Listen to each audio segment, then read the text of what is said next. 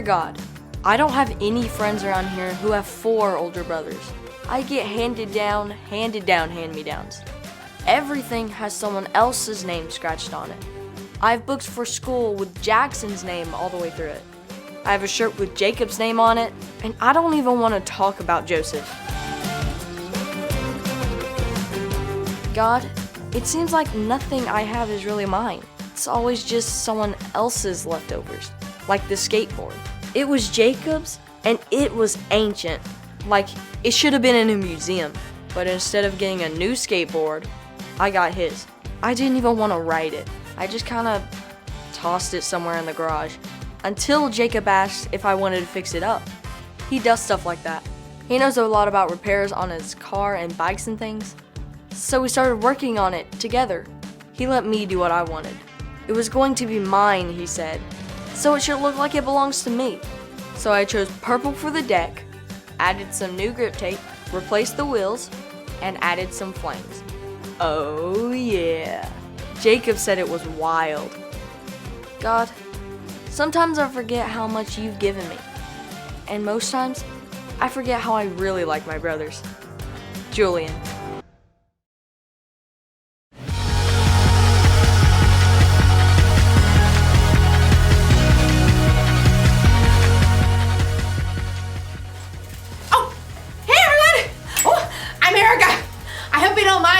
Shape while we do this. Exercise is important, or of course. I mean, I'd rather be riding my bike outside right now, but the weather isn't cooperating. But that's okay, because I can ride this bike inside! Ooh, see that? I'm showing contentment. Contentment is learning to be okay with what you have. So, I'm okay with this stationary bike. They've made all kinds of advancements with stationary bikes. I want one of those bikes that has all those different settings where you can make it feel like you're going like uphill or downhill. Whee! No, you know what I really want? I want one that has a TV screen in the front so it looks like you're riding a bike through mountains or next to the ocean. Maybe I can use my laptop. Paris, France. C'est magnifique. Ooh, I want a bike that comes with a built-in trainer. Someone to pump me up while I ride. Come on, Erica. You can do it. That bike won't pedal itself. Yeah, move. I can do it. Move. Yeah, let me some more. Too bad all I got is this old thing. All it does is pedal. In today's story, we'll hear about a king who always wanted more and more and more. I kind of feel like him right now. It's not fun. What are you slowing down for? You've got to keep moving if you're going to make it all the way to Paris. You want to see the Eiffel Tower, don't you? Oui. I can hear you. Move. I will. Move. See you in Paris. Move. Woo! The Bible. It's 66 books of history, stories, letters, and poetry that fit together to form God's one big story. The epic adventure of how He created us and loves us so much that He made a way to rescue us. As we travel through the Bible, from Genesis to Revelation, we discover people who met God and found their lives changed forever. Now, for an amazing story.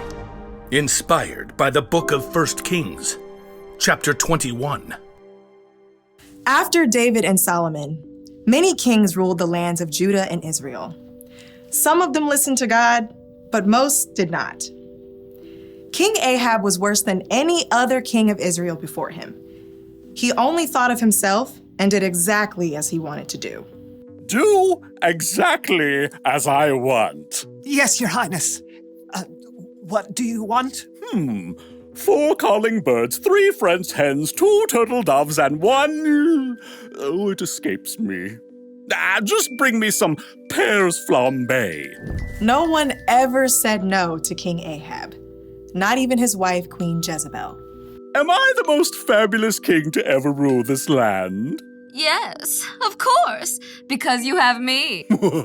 King Ahab was certain he had everything he could ever want. That is, until he took a drive into the neighboring town of Jezreel. Ooh, just look at that lovely vineyard. It is perfection. Stop at once. King Ahab examined the green leafy vines and the heavy bunches of grapes. What fantastic fruit! The soil must be excellent. You, over there. Who? Me? Who, me, your majesty? Who, me? Your Majesty? Of course, you. Do you own this fine vineyard? I do, Your Majesty. Excellent. You must sell it to me at once, and I shall turn it into a vegetable garden. No, Excuse me? Your Majesty. I'll pay good money. I'll trade you a better vineyard. I said no, Your Majesty. May the Lord keep me from giving you the land my family handed down to me. You? What? No. King Ahab was enraged. When he returned to the palace, he threw himself down on his bed and refused to eat anything, even date cakes dipped in honey.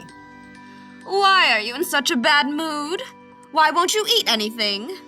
Naboth won't give me his vineyard. Oh, snap out of it. You're the king. I'll get you that vineyard. Queen Jezebel was just as bad as her husband, or maybe worse. She wrote a letter to the leaders of Naboth's town. Here is your mission, which you must accept. Number 1, announce a special day and give Naboth an important seat. 2, have 2 bad guys sit across from Naboth and claim that he cursed God and the king. 3, drag Naboth out of the city and throw stones at him until he dies. That should clear. Queen Jezebel sent her message, and the leaders of Naboth's town followed it, to the letter. Tell the queen, mission accomplished. Queen Jezebel was delighted by this terrible news and immediately went to find King Ahab. Oh, woe is me. Naboth won't give me. Get up! Take over Naboth's vineyard. He's dead. What? Mine! All mine! King Ahab ordered his chariot and set off at once for Jezreel. We'll rip out these annoying vines, plant peas, parsnips, potatoes. But even as Ahab garden partied, God spoke to the prophet Elijah. Go down to see Ahab. You will find him in Naboth's vineyard. Ahab has gone there to take it over. God gave Elijah a special message for the king. Elijah had faced Ahab before and knew the king would not be pleased to see him. Okay, here goes. Elijah traveled to Jezreel and found Ahab in the vineyard. Pull out that row of vines. Dig up the soil. King Ahab. The king turned. His eyes narrowed as he spied Elijah. My enemy, you found me. The Lord says, haven't you murdered a man? Haven't you taken his property? No, not me personally. And now he doesn't need it anymore. So You've done what is evil in the sight of the Lord. The Lord says, I am going to bring horrible trouble on you. You have caused Israel to sin. Oh. For once, Ahab listened to a message from God. He tore his clothes, a sign of great sorrow for what he had done.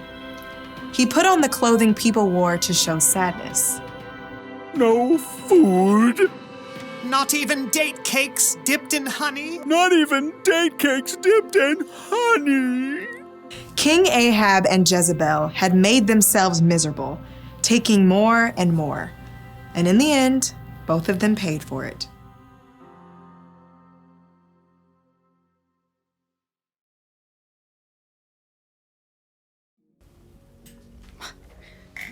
Yeesh! King Ahab really wanted Naboth's vineyard. It's okay to want things, but Ahab wanted it so badly that it made him miserable. He even refused to eat. Has it ever happened to you? Have you ever wanted something so badly that it was all you could think about? Maybe it made you like super sad when you couldn't get it.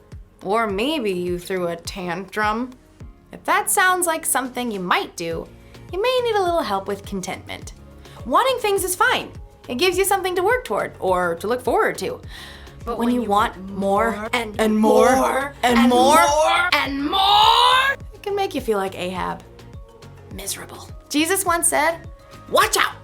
Be on guard against wanting to have more and more things. Life is not made up of how much a person has." Jesus knew there is so much more to life than the stuff we have.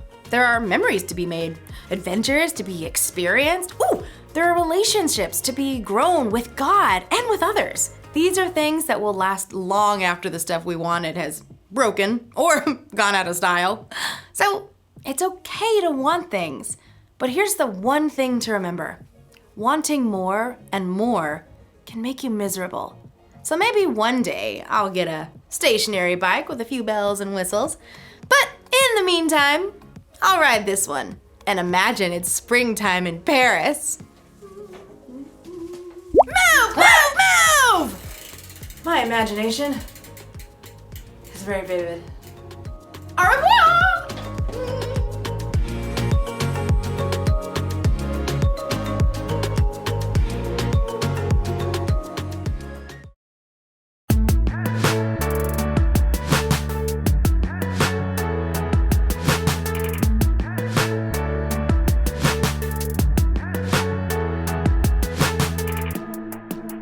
TV screens and magazines always try to sell me things, from bicycles to shiny rings. And they say, hey, check out this brand new fan. It's something that you gotta have. They kinda make me wanna laugh. Cause contentment isn't found in possessions. I think they've got the wrong impression. I try to focus my attention on the fact that I'm blessed and everything I've got is all I need. I'm taking steps back to see things differently. Everything I've got is all I need, need. It's all I need. Hey, I must admit that sometimes I want what my friends have. It's easy to do that. I try to keep myself from losing sight of where my joy comes from. Cause contentment isn't found in possessions. I think they've got the wrong impression.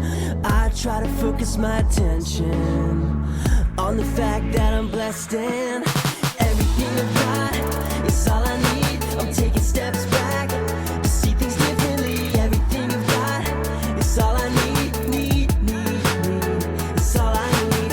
Everything I've got is all I need. I'm taking steps back to see things differently. Everything I've got is all I need, need.